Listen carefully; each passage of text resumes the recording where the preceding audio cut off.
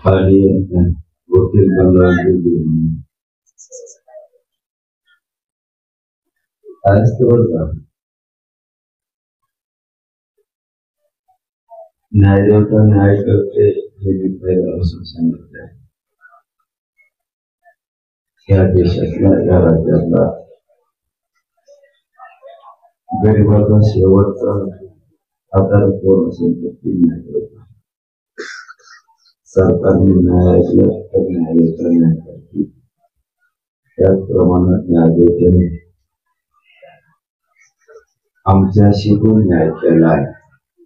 त्याबद्दल मी न्यायदेवतेचं मान्य न्यायालयाचं मनापासून भरभरून असं कौतुक करतो.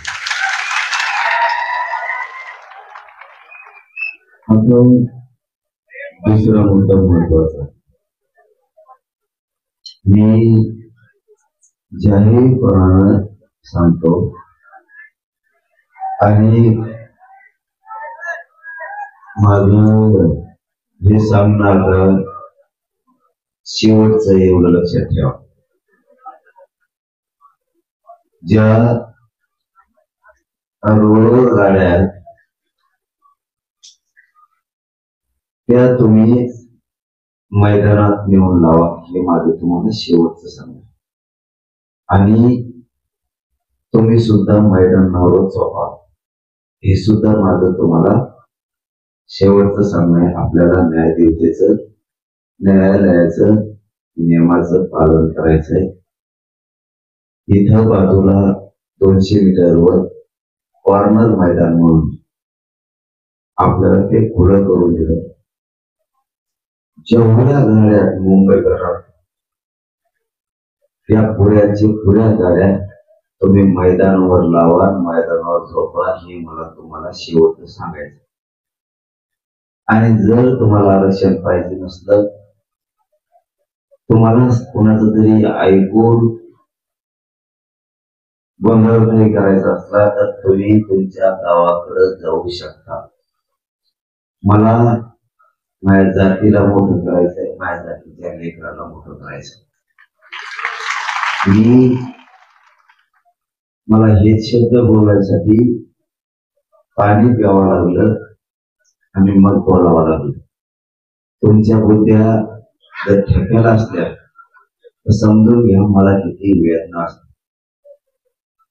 मला किती त्रास असेल या उपोषणाचा.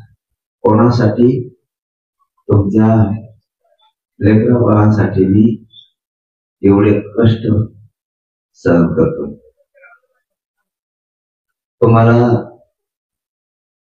आरक्षण देऊन तुमचे लेकर सुखी समाधानी करायचे, पिढ्यानं पाहायचे, माझी जात मोठी करायची. त्यासाठी हे सगळे कष्ट मी भोगतो. मी समाजाचा अपमान होईल, मान खाली होईल असं कधी वागत. म्हणून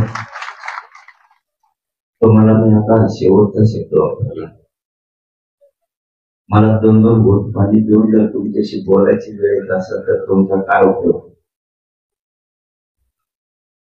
मला इतक्या वेदना असून 2 घोट पाणी पिऊन, घोटभर पाणी पिऊन मला तुमच्याशी बोलावं लागतंय वारंवार. काय उपयोग आहे तुमचा? म्हणून शेवटचं सांगतो, मुंबई भागात जेवढ्या गाड्या असतात तेवढ्या ग्राउंडला लावा आणि ग्राउंडलाच गाड्याजवळ झोपा. तुम्हाला ज्यावेळेस बाहेर निघावं वाटत त्यावेळेस बाहेर पण काही,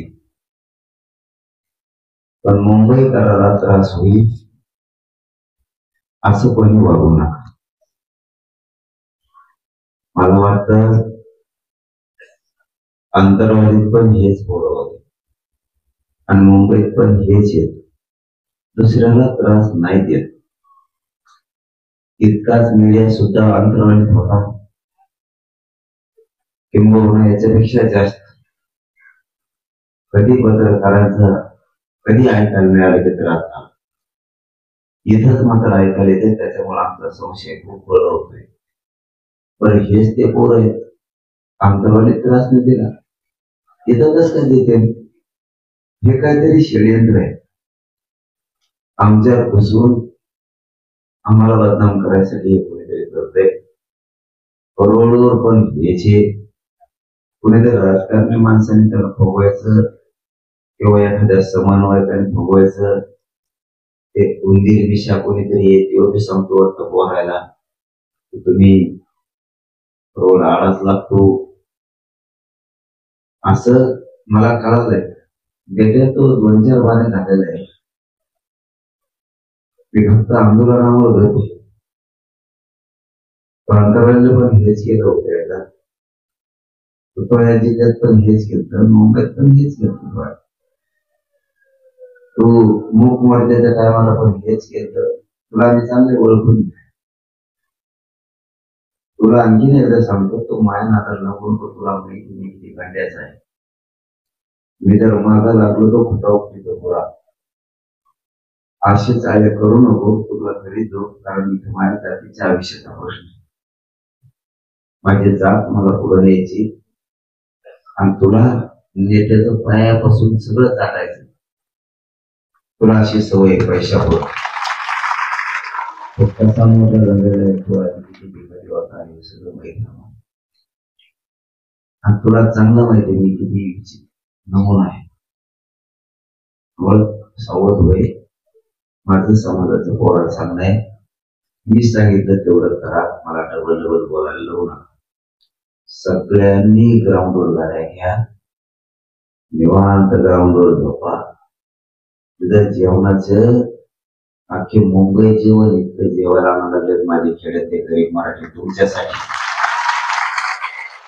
आपण आपल्याला आपण कमी नाही. आपण एकट्या मराठीची 5 ते 6 राज्य एवढी ताकद एकट्या मराठीची. म्हणून आपल्याला तुला करत लोक टेम्पो ट्रक आणि यंत्र भरून आपल्या पाठवायला लागले मुंबईला. त्याच्यामुळे तुम्ही ग्राउंडवर जा.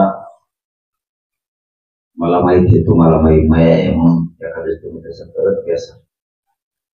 पण न्यायालयाच्या सगळ्या नियमाचं पालन करायचं हे समजून घ्या. आणि मुंबईकराला त्रास होता कामा नाही समजून घ्या. तुम्ही काय लांब गेले का? ग्राउंडवर गाड्या लावायचं पण ग्राउंडवर झोपायचं. नसताच मैदानला यायचं. किती सोपं आहे. वेळची वेळेला बघू ना. तुम्ही शांत राहा एवढंच माझं म्हणणं आहे. तुम्ही शांत राहा. आणि ज्यांना ऐकायचंच नाही ना तो गावाकडे गेला तरी चाल.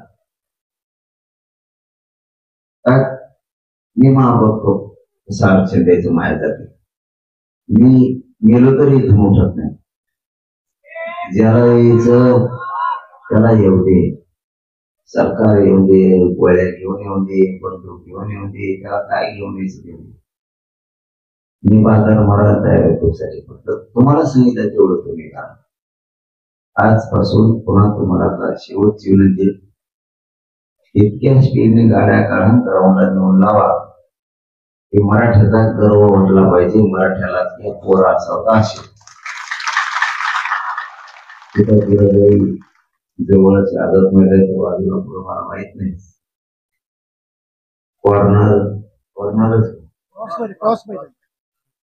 क्रॉस नाव असे बदले जाऊ नये. एकदा कॉर्नर मध्ये एकदा क्रॉस मध्ये एकदा काही मध्ये हातात लांब नाव जर क्रॉस मैदान कुठेतरी तिथं गाड्या जाऊन लावा झोपा. जिथं मैदान असते तिथं लावा. कमी पडलं तर सरकार आणि पोलीस म्हणले त्या आणखी मैदान मोठं करून देतो. मग आता तुम्ही गपचीप मला उद्या ऐकायला सुद्धा न्यायला पाहिजे. आज रात्री करून द्या. नाही तर बाबा मी जो पोराची टीम पाठवी आणि तो बापाला नाही गावाकडे फोन करणे या दलिंदरला तिकडे घेऊन जाऊन आणि पक्षाची अवलाद हे ध्यानात ठेव.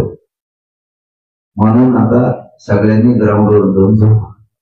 कोणीही रोडवर गाड्या ठेवू नका. मला जात जिंकायची. तुमच्या मुळे जात हरवू नये.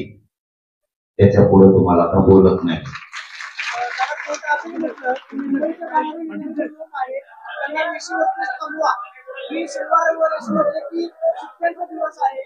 कोण म्हणलं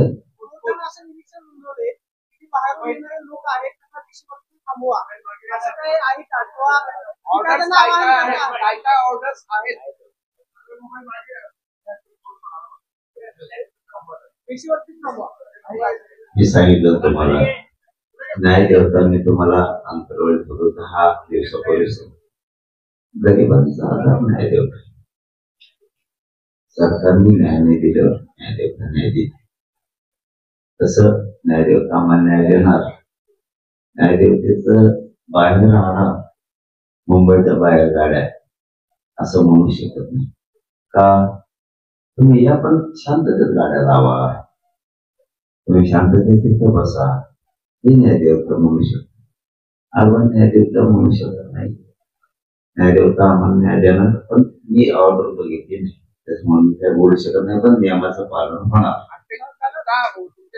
चर्चा केली 48 तासाची मुदत दिलेली आहे हे रस्त्यावर सगळी गर्दी आहे गाड्या नाहीत सगळी आंदोलक आहेत ते आंदोलक रस्त्यात उभे राहत आहेत आणि तिथे थांबतायत त्यामुळे वाहतुकीला या सगळ्या गोष्टी अडचण होत्या आणि उद्या 3-4 वाजता सुनावणी आहे या बर मला नाही माहित मी आता ते पोरांना सांगण्यासाठी पाणी पिऊन उठलोय बघा तुम्ही तरी किमान गावाला असेल तुम्ही आपला सेकंद बघितलेला मला म्हणजे 4 रात्री 4 दिवस उपोषणातील किती हाला केली तुम्हीच लोक आहेत की पत्रकारितेच्या पलीकडे जाऊ हाताला करून उठवणारे लोक आहेत तरी मी लोकांना सांगण्यासाठी उठलो की शांत राहा न्याय देवता न्याय करल हे सुद्धा पोरं रस्त्यावरचे ग्राउंडवर झोपतील ग्राउंडवर राहतील शांततेत सगळं करतील आम्ही न्यायालयाचे नियमाचं सगळं पालन करू त्यामुळे सांगतो तुम्ही पण पालन करा प्रशासन आणि सरकार पातळीवरून काही संवाद होतोय का काही भेटण्यासाठी तुम्ही येतोय का बैठका सतत चालू आहेत सरकारकडनं तुमच्याशी संवाद करतोय का काय चालू आहे ते तुम्हाला सांगता येत का सरकार मी फक्त तुमच्याकडून ऐकतो बैठका रात्रंदिवस सुरू आहेत बघायला मिळत नाही ऐकायला मिळत नाही दिसत नाही कशाच्या बैठका सरकारच्या चालू आहेत हे आम्हाला माहित नाही पण आमच्याकडे काही निरोप नाही त्यांच्याच बैठका सुरू असतात लगन हे चालू असेल त्याची दुसरं असं म्हणाले